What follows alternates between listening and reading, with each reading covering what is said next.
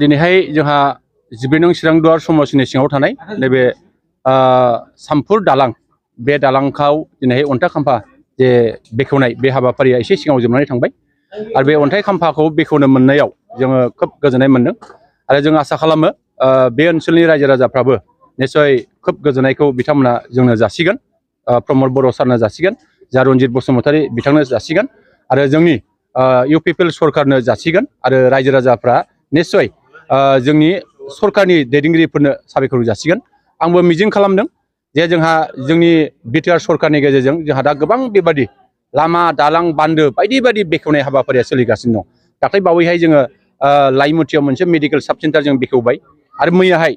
जोंहा नैबे आइपुवालियाव मोनसे गोलाव मोनसे दालां बेखौ बेखेवखांबाय आरो दिनैहाय जोंहा दहायो जोंनि उग्रु क्लाबनि गेजेरजों उग्रु दंफां राननाय बे हाबाफारियाबो जोबखांबाय आरो एसे सिगाङाव मोनसे जोंहा बुरपार खान्थालमारियाव मोनसे लामा बेखौबो जों बेखेवखांबाय आरो नै एसे सिगाङाव नैबे सामफुरनि सायाव जोंहा जे ब्रिज बानायनाय बेखौबो जों बेखेवखांबाय आरो गोबां बेबायदि बेखेवनांगौनि जा हाबाफारिया दिनै जाबोगासिनो दङ आरो जोङो निश्चय रायजो राजानि मोजांनि थाखायनो रायजो राजानि जौगानायनि थाखायनो जों बे खामानिखौ मावगासिनो दङ आरो जों मोनसे समाव जोंहा जोंनि बिटिआरनि जाहा मानव गेदेर प्रमद बर' सारा बुंदोंमोन जे जोङो जोंनि सरकारा जायोबा रायजो राजानि सरकार जागोन जोंनि सरकारा जायोबा सोलायनायनि सरकार जागोन आरो जोङो जौगानायनि सरकार जों खालामगोन बे थांखि आरो नोजोरखौ लानानै दिनैहाय जोङो बे हाबाफारिया सोलिगासिनो दङ दिनै जोंहा बिटिआरआव गोजोन फैबाय आरो दिनैहाय जोङो जौगानायनि थाखाय मोनसे जात्रा बे हाबाफारिया दिनै सोलिगासिनो दङ आसा खालामो जों फैबाय थानाय समाव आरो साफ्रोमबो बे ओनसोलाव थानाय गुबुन गुबुन हारि माहारिनि रायजो राजाफोरखौ लानानै जोङो बे ओनसोलखौ जोंहा लुखांनांगौनि थाखाय जों निश्चय जोंहा खामानि मावगासिनो दङ आरो जोङो बड'फा उपेन्द्र ब्रह्मआ जोंनो होलांनाय जे बासोन जे थां आरो थांनानै थानो हो आरो जोङो बुहुमाव बर' हारिखौ गेरेमसा माहारि दानांगौनि थाखाय नैबे खामानिफ्रा मोनफा मोनफा जोंनि थाखाय बिदिन्थि गोनां होननानै आं सानो जागोन दालांनि एमाउन्ट आरो बेनि लावथाया माबायदि जानो हागौ आंनि दा मिथिनायाव बियो गासै 1400 स्कुवेर किल'मिटार ना बेसेबांबा बेबायदि दङ आरो बाहाय 4,98,99 लाख बिनि मोनसे प्रजेक्टनि गेजेरजों बेखौ लिरफिनगोन आरो बे जाबाय जोंहा CM गुडविल मिशन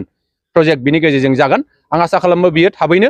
लुफुंजागोन आरो लुफुंजायोबा जोंनि जे जोंहा खुंग्रिनिफ्राय आरो लाइमुथिनिफ्राय खुंग्रिसिम बे थांनाय फैनायनि जे जेंना बे जेंनाया निश्चय जोबगोन आं बेखौ मिजिं खालामो दिनै बे नोंथांमोननि ओनसोलावहाय गोदान दालां मोननो नोंथांमोना थांगासिनो दं बेनि बिसय नोंथांमोना मा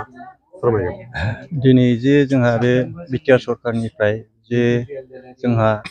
जोंनि नैबे गोदोनानै थानाय जि जायगा बे जायगायाव जे जोंहा थांलाय फैलाय फरायसाफोरनि थाखाय जोबोद उसुबिदामोन दा बे दालांखौ जोंहा सरकारा बानायनायनि थाखाय जोंनि सायाव जोबोद गोजोननाय दं बेसेसो गामिनि मानसिफोरा बे दैजों ओरैनोथ' जोंनि बे एरियायाव माने बुंनो थाङोब्ला 20नि गोजौआव दं दा ओमफ्राय जोङो प्राइमारि हिसाबै 31टा गामि दं आरो बाखि ओरैहाय साहा गैयाब्लाबो 17टा गामि दंबावो गासै गैयाब्लाबो 52सिम बिदि गामि जायो दा बेफोरनि गथ'फ्रा जोंनि खुंग्रिं हाइ स्कुल एम इ स्कुल हाबनो गोनां जायो दा बहुद खस्थ' गोलैयोमोन दा बेखौ मावनानै होनायनि थाखाय जोंनि थाखाय बिराद मोजां जाबाय थांलाय फैलाय बबेनिफ्राय बबेसिम ओंखारहैयो दा बे लामायाथ' माने जोंनिफ्रायथ' ओरै थांनानै खुंग्रिं हाबबाय खुंग्रिंनिफ्राय जेरावबो थांनो हाबाय बे आरोखि बे दालाङा लुफुंजायोबा माबायदि सुबिदा जागोन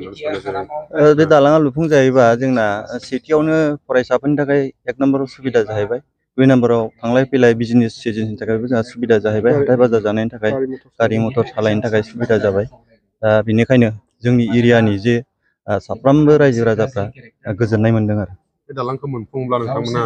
सोलिफु सरकारखौ माबायदि साबायखर बावनो सानो बे दालांखौ मोनफुंबाथ' माने जों दा जेरै दं बिनि आरो साबसिन जों सरकारखौ जोङो जोबोद मदद होबाय थागोन जेसेबांसिन सरकारा थांनानै थाबाय थागोन बा सोलिबाय थागोन एसेबांसिन जोङो बिथांमोनजोंनो बा बे सरकारजोंनो जों थाबाय थागोन नोंथांमोननि जिथु ओनसोल हिसाबै बे दालाङाथ' जाबाय बेनि अनगायैबो गुबुन माबाफोर नांगौ दा बिनि अनगायै जोंहा बे दालाङाथ' माने दालांल'सो जाहैबाय जोंहा दा नैबेनिफ्राय बे सामफुरनिफ्राय जे गोजोनस्रि बाजार बिसिम थांनाय लामाया बुहुद प्रब्लेमाव दङ दा बेवहाय माने दैज्लां बहर समाव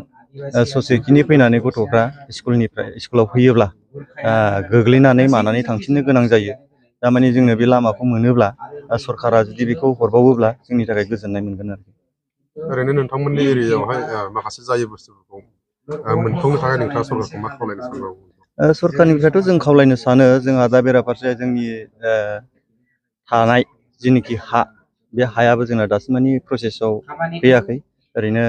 जागोननि लामायावल' दं दा बेखौ माने थाबैनो मावफुंनानै होयोब्ला जोंनि सायाव माने दानि सरकारनि बेलायाव जोबोद जोबोद साबायखर थागोन जाहाथे माने मावफुंनानै होयोब्ला आरो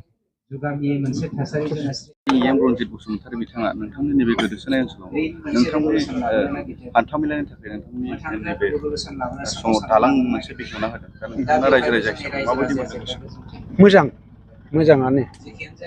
बिराद सास्तिजों बाजार जानाङोना दाथ' दालां बानायबाय आराम जाबाय बबे जायगानि आं दावराय गाबनायनि बे लामाजों थांलाय फैलाय औ बे लाइब्रेरियावनो बाजार जायो जों लोमजानाय साजानायफोरखौ बे लामाजों लांनो थाखाय माबायदि खस्थ' मोनो बिराद खस्थ' एखमबा बायो बे दालाङाबो औवाजों बानायनाय दालां औ बे दालांखौ मोजाङै मोजां लुफुंजोबनो थाखाय मा खावलायगोन सरकार मा खावलायनो बे मोजां मावलांबानो जाबाय बिसोर थाबैनो जाजानो लुबैयो औ थाबैनो जाजानो लुबैयो दालाङा बेखेवजानाय हिसाबै नोंथाङा जोबोद गोजोननाय मोनदों औ गोजोननाय मोनदों माबाफोर बुंबावनो गोसो बिनि अनगा आरो गुबुनावहाय बेफोरबायदि नांगौफोर सुबिदानि थाखाय खावलायनो गोसो जायो बिनि अनगा माथो बै माबाजोंबो बानायजानो लुबैदों आरो जों दावराय गाबनायजों दालांनि गोनांथि जादों नामा औ औवानि दालां बिराद सास्तिना जोंना